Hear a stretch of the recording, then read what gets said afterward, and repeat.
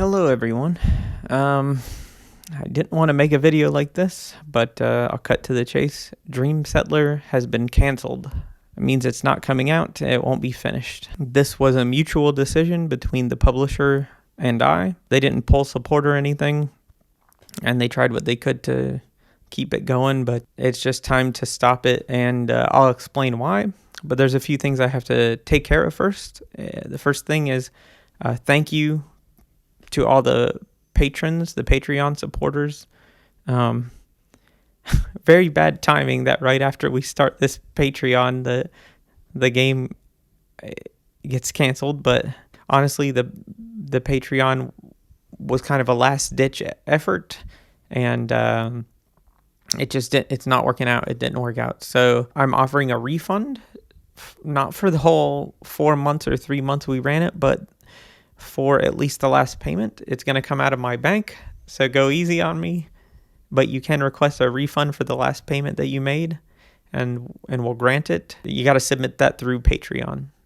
Eventually, I don't know what form it'll take because things are hairy right now, but we'll release more of what would have been in the game and show you more that we were working on. Maybe we can send a build. I don't know. We'll figure that out. The other thing is, both of the coders for Dreamsettler will soon be looking for work. So I'll start with Mark LaCroix. I'll read what I wrote. I wrote a thing. Mark LaCroix is a charming and big-brained programmer with unmatched Unity skills. And I'm sure beyond Unity. He coded an entire fake HTML and an accompanying WYSIWYG page editor for Dreamsettler. He's been working with Panic on their game Blippo Plus, which is pretty cool, and will soon be available to work on your project. He's also a killer video compositor and editor, and is also a Bowie fan, which is always a good sign. Please hire him for something. I think he'll be available later this year. Michael Lash also worked with me on Hypnospace Outlaw and Dreamsettler, and he's also a big brain coder, and he has a knack for making systems feel good, I would say. He was responsible for much of what made Hypnospace feel like a juicy, living operating system. It's kind of gross sounding, but okay.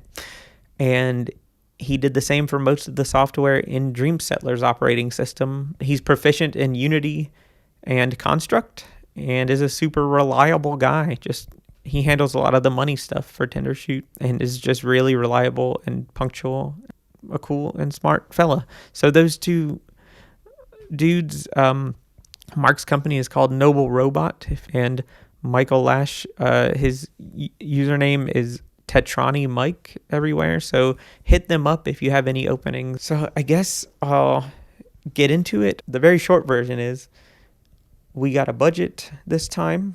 We tried to plan the game from the top down, more or less, where we kind of knew all the beats that would happen, and we knew kind of what expensive things we could afford to film or have made for the game, and how much money we could afford to pay a programmer for X amount of time. And, because of that money's involved, you have to kind of go by the schedule, and I've never successfully made a game based on a design document.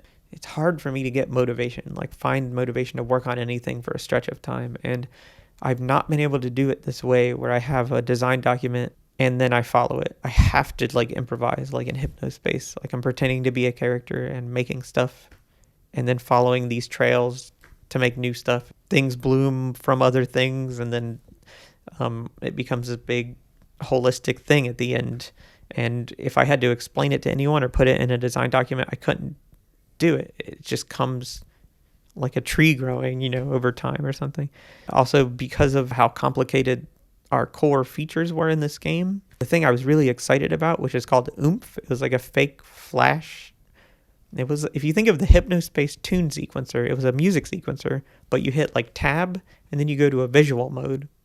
And so you could tween little animations that are also synced to the music sequencer. And then you hit tab to go back to the music, and it would you could immediately make things like Weeble stuff, looping animations. The aesthetics would have been Flash-esque, and there's a little bit of HyperCard in its simplicity too, but It wouldn't have been like vector graphics, but whatever the case, we had to cut that. My cool oomph, and the logo is going to be a punch, psh, oomph. Anyway, sort of fake Flash thing, which was going to like define the look and the feeling of this whole era. And Flash was so integral to like the early 2000s that like cutting that was like, well, what do we have? We have HTML pages. I can do forums. That's very of the era. I can do that in blogs, but like, I know why we had to kill it. It just wasn't going to happen, because the page builder, like I said, wasn't finished by the end. And again, Mike and Mark did an excellent job, but we just way overscoped. Things were so complicated and so fancy and so amazing. It's just incredible. It's like you could use this as an operating system. There's a spreadsheet reader, there's everything in this game, but I want to share some of this stuff eventually with you all, and I'll figure out a way to do that. But yeah, I'm so sorry to everyone who's waiting for this game and expecting a big, great game. And yeah, this is like almost 5 years here of my life. I mean, I did make Slayers, so that was a fun diversion, but this was the big one. I had so many hopes, and there's some cool things you haven't seen. Maybe I won't mention them yet, but we'll figure out how to show you them. Yeah, and the Chowder Man was going to return. He recorded more music for this game than Hypnospace. And I want to do right by the musicians too, so maybe we'll figure out how to like release their music and promote it in a way that reaches people. We wanted to make a little tour game that let you see what we made, but that kind of, I think, was it. We just needed to stop this. It's just because of money and practical concerns, like just had to stop it. Hopefully we can do something like that and release some of it, or maybe I can write blogs or some of the team can, and show you what we were doing, because there's a lot of cool stuff there, a lot of worthwhile stuff. Yeah, but unfortunately it's not going to happen, and I wish things were different. I will be finishing the Slayers X update. There's an update for that. I don't know when, this is a hard time, so I was wanting to do it early next year. Maybe I can still, but stay tuned, I guess. Maybe I've been burnt out this whole time. I don't know. Like, I was able to do Slayers, though. So I would like to do kids stuff for children. Like, I don't know if it would be a video series or like an app for kids or something. And it's not because I think this is a great market to get into, but it's because there's things I've searched for and they don't exist. And I want to make them, like, just for my own kids. And, yeah, interesting ideas there, but probably the opposite of what I should do if I want to not run out of money completely here soon. But, yeah. I'm sorry, everyone. This is just stinks, And again, I want to emphasize the publisher did a great job.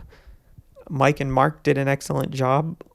Like, I think I'm a hard person to work with. Like, this is on a normal team where there wasn't some guy who needed to work a weird way. They would have finished this game and it would have been great, but I just couldn't get it going, and it's too late. But anyway, hopefully y'all stick around and don't hate my guts. And yeah, hopefully we'll talk soon, and catch me on Blue Skies, where I post mostly, or my website, jtholen.net. And please do Mark LaCroix, Noble Robot, and Mike Lash, Tetrani Mike. They are excellent. They are really good. So, I didn't communicate well with them in this project. That's on me, but they are really, really good, I promise. So please check their work out. They are excellent. And please, bring them on for something. They really, I vouch for both of them. All right, well, have a good day or evening or whatever it is. All right, see y'all.